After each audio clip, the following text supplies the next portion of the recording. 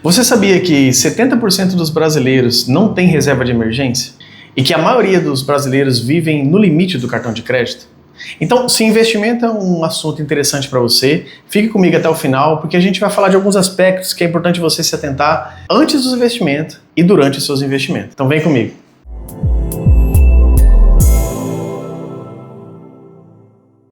Olá, meu nome é Everton, seja muito bem-vindo no canal EK Invest. E hoje, pessoal, vamos falar de alguns aspectos que é importante você se atentar antes de começar a realizar os seus investimentos.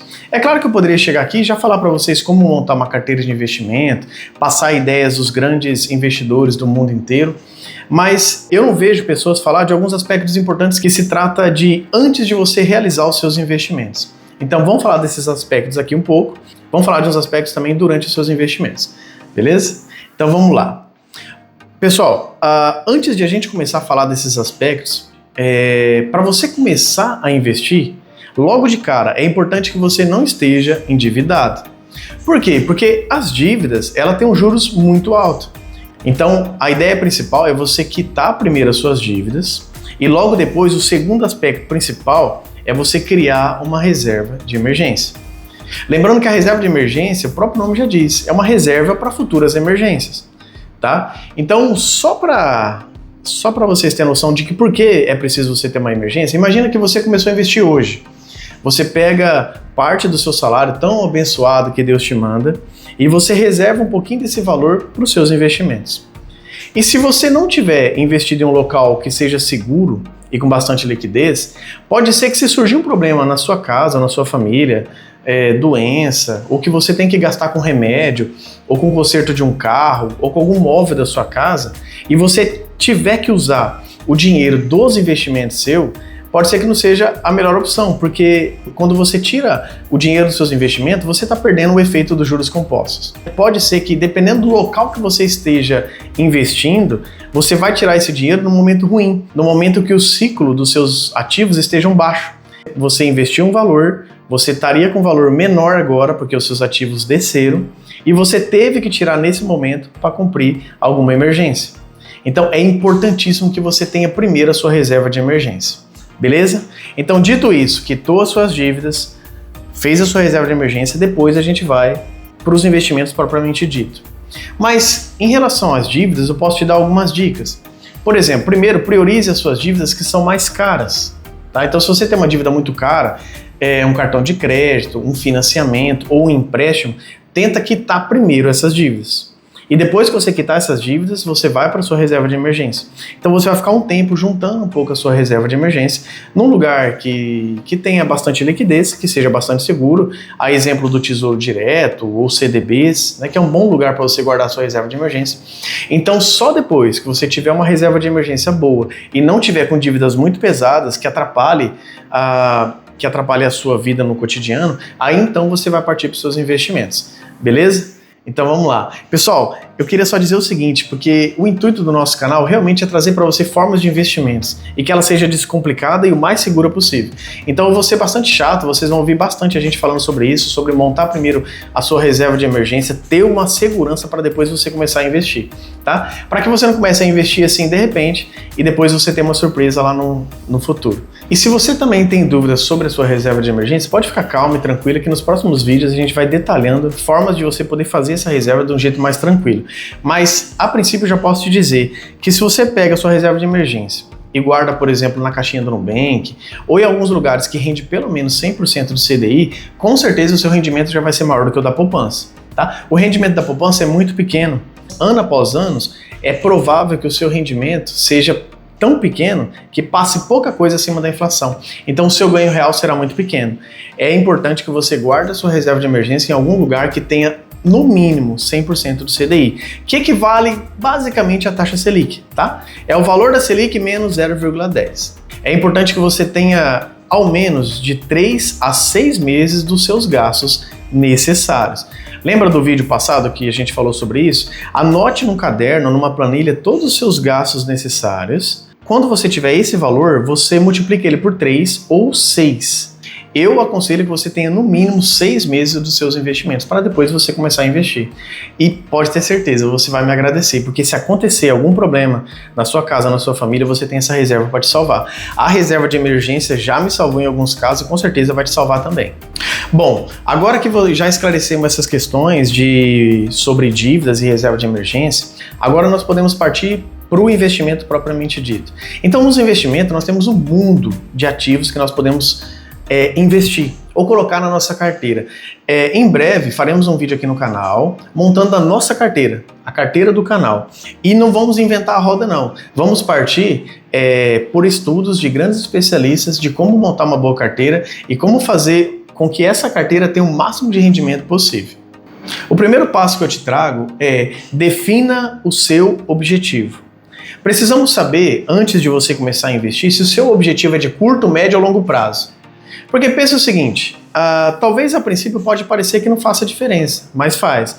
Vamos supor o seu objetivo de investimento seja comprar um carro ou fazer uma viagem. Então, o investimento que você vai precisar ter é um investimento que seja seguro e tenha uma boa liquidez. Então, o Tesouro Direto e o CDB, por exemplo, o LCI ou LCA, que é isento de imposto de renda, é um bom lugar para você montar o seu investimento, para poder alcançar esse objetivo que você quer, que é comprar um carro ou fazer uma viagem. Agora, se o seu investimento for de longo prazo, que inclusive é o objetivo do nosso canal, te ensinar a investir em longo prazo, aí você pode pensar em ativos de mais volatilidade, com mais risco e com certeza com potencial de maior retorno. Então, se o seu objetivo for para a sua aposentadoria, esse canal vai te ajudar muito, porque o nosso objetivo aqui sempre é a longo prazo. Então, as ideias de investimentos que vamos trazer aqui é para alguém que quer ser um buy hold. Pessoal, o segundo passo é você definir qual que é o seu perfil de investidor. O seu perfil pode ser conservador, moderado ou arrojado. Dependendo do seu perfil, dá pra gente ter uma ideia de quanto risco você quer correr, ou você pode correr, ou você aguenta correr para ter um maior retorno, tá? Então, a princípio, se você for muito iniciante nos investimentos, é bom que você tenha um perfil, a princípio, conservador, até você ter mais confiança nos seus investimentos. Talvez você pense assim, nossa, eu não sei qual que é o meu perfil de investidor, mas se faça a seguinte pergunta: você é daqueles que suporta ver lá o seu patrimônio tendo uma queda? Imagina você pegando R$1.000 hoje e fazendo um investimento. Quando você olhar de novo para esse investimento e ele tiver caído 10%, de R$1.000 caído para 900, como que você vai se sentir? Se você já se desesperou, falou, nossa, não, se eu colocar R$1.000, eu olhar lá até 900, cadê, para onde foi meu dinheiro? É bem provável que o seu perfil seja de conservador. Agora, se você olha lá para o seu investimento, você investe R$1.000, aí você olha para ele daqui a um mês e ele caiu ali 10% e você fica um pouco tranquilo, não se desespera, tá ali tranquilo, sabendo que aquela queda é normal, porque na bolsa de valor os ativos sobem e descem a todo momento, dependendo de como que está a política, de como que está o momento financeiro no país, então você já é mais moderado. Ou então você olha para o seu investimento, você investiu R$1.000, e de repente você vê lá R$700, caiu 30%. E você realmente não se incomoda, porque você pagou suas dívidas, você fez uma reserva boa de emergência, então é bem provável que você já seja de cara um investidor arrojado. Então só com essas perguntas dá para você ter uma noção se você é arrojado, moderado ou conservador. Baseado no seu perfil de investidor, dá para você ter uma noção de como que vai ser a sua carteira. Por exemplo, vamos considerar que você é conservador. Então, é importante que no mínimo 50% da sua carteira ou mais esteja na renda fixa. Porque a renda fixa ela vai garantir para você um ganho. Você vai olhar para o gráfico da renda fixa, ele vai estar sempre subindo. Qual que é a diferença da renda fixa para a renda variável? A renda fixa ela é mais segura e tem maior liquidez. Só que o seu potencial de retorno é menor. Na renda variável, ela é um pouco mais arriscada, ela é muito mais volátil, só que o seu potencial de retorno ele é maior. Então, numa carteira a longo prazo, é legal que você tenha uma diversificação desses ativos dentro da sua carteira. Então, caso você seja um conservador, é importante que metade da sua carteira, ou 75% dela, esteja na renda fixa e somente 30% na renda variável. Agora, se o seu perfil de investidor for moderado, aí você pode começar a se balancear, pelo menos 50% na renda fixa e 50% na renda variável. A renda variável é onde você vai correr um pouco mais de riscos para poder ter um retorno maior no futuro. E se você for arrojado, você pode dividir sua carteira em 4 pedaços, por exemplo. Você pode colocar 25% em renda fixa, 25% no exterior, 25% em fundos imobiliários e 25% em ações. Essa é basicamente uma carteira de uma pessoa arrojada. É claro que tem aquelas pessoas que são mais do que arrojadas. Elas realmente não se importam com a queda e objetivam no futuro ter um grande retorno. Tem pessoas que fazem carteira muito arrojada, que ela divide a carteira dela, por exemplo, em 3 partes. 33% em ações, 33% em fundo imobiliário e 33% em ações dos Estados Unidos. Só que essa é uma carteira muito arriscada. Tem que ser realmente para quem é muito arrojado e tem que ser bem balanceada e bem analisada quais ativos você vai colocar nessa carteira para que corra o mínimo de risco possível no futuro. Bom, mas você pode ficar tranquilo que ao longo dos vídeos aqui a gente vai conversando mais sobre isso e você vai se conhecendo mais como investidor. Lembra que se você for iniciante, toma muito cuidado e seja o mais conservador possível, porque a gente não pode pegar aquele dinheiro tão abençoado que Deus nos abençoa através do nosso trabalho e a gente colocar num lugar que vai ser muito arriscado e a gente correr o risco de perder esse dinheiro. Eu não quero isso, eu não quero que você passe por isso. Então a gente vai ser bem sincero aqui e eu vou tentar ser o mais sincero possível para te ajudar de verdade a fazer um bom investimento. Bom, o quarto passo é escolher uma boa corretora. Pessoal, hoje em dia tem diversas corretoras. Nubank, Rico, Clear, XP... Existem muitas corretoras. É bom que você procure uma corretora que seja, de preferência, segura e que tenha o mínimo de taxa possível. Hoje, por exemplo, eu uso a Nubank. Mas é claro que com o tempo, quando você tiver mais dinheiro investido, seu patrimônio seja muito grande, é provável que você vai partir para uma corretora que cobre um determinado valor, mas que ela te dê um suporte maior, com assessor e tudo mais. A princípio, para quem é iniciante, é importante que escolha uma corretora que seja segura e taxa zero de preferência de corretagem. Tá, após passado todos esses passos, você vai começar a fazer os seus investimentos. Então você vai escolher para sua carteira quais ativos que você deseja colocar nela. Então você vai colocar uma porcentagem ali de renda fixa e uma porcentagem de renda variável. E você vai determinar quanto que você quer em cada classe de ativo. Isso a gente chama de macroalocação. Pessoal, a macroalocação ela é responsável por 91% dos ganhos de todos os investidores. Esse estudo feito, ele nos mostra que a alocação é muito mais importante do que você tentar achar aquele ativo que vai disparar, que vai subir. Eu vou comprar um Bitcoin agora, porque daqui a alguns anos o Bitcoin vai explodir, vai crescer. Tentar achar qual ativo vai crescer para você ter a maior rentabilidade possível é muito arriscado. Então, nesse estudo feito, ele mostra que 91% do rendimento da maior parte dos investidores, ele vem de uma macroalocação. É você definir o seu perfil de investidor e, baseado no seu perfil de investidor e no objetivo dos seus investimentos, montar uma macroalocação parecida com essa que você está vendo agora. E depois que você definir essa macroalocação, você definir os seus ativos que vão estar presentes em cada parte da macroalocação. E depois que você definir esses ativos, você definir uma porcentagem de cada ativo. É importante que você não tenha mais que 6 ou 8% em um ativo só. Até mesmo porque se esse ativo der problema, você pode perder muito dinheiro. Então, por exemplo, vamos supor que você resolveu colocar ações na sua carteira. E dentro das ações, você resolveu colocar algumas que são bem seguras, de uns setores perenes, como elétrica, saneamento, banco. Então, se você, de repente, deixar muito valor ali em um ativo só, pode ser que você sofra com a volatilidade. Porque dependendo de como que está a economia do Brasil e do mundo, esse ativo caia muito.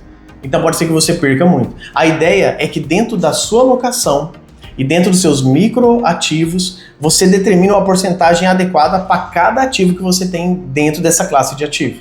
Se ficar meio confuso, fique tranquilo que depois a gente vai detalhar com mais calma. Quando a gente começar aqui a nossa carteira do canal, você vai ter um entendimento melhor do que a gente está falando sobre o investimento na macroalocação.